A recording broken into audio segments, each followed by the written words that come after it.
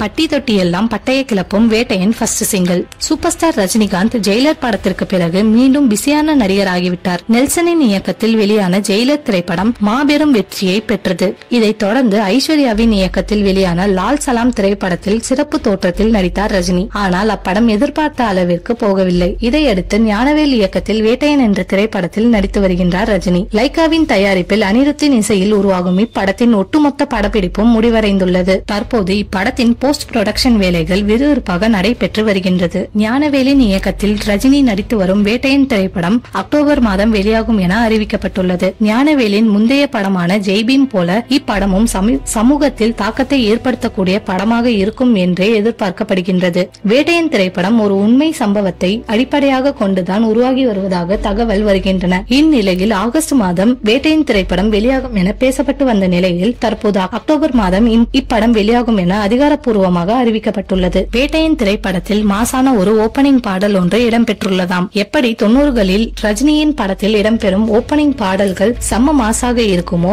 அதே போல வேட்டையன் படத்திலும் செம்ம மாசான ஒரு பாடல் இடம்பெற்றுள்ளதாம். தற்போது இப்படத்தின் ஓபனிங் பாடலின் இறுதி கட்ட வேலைகள் முடிந்துவிட்டதாம். இதனை ஃபர்ஸ்ட் சிங்கிளாக வெளியிட படக்குழு திட்டமிட்டுள்ளனர். விரைவில் இதன் அறிவிப்பை எதிர்பார்க்கலாம்.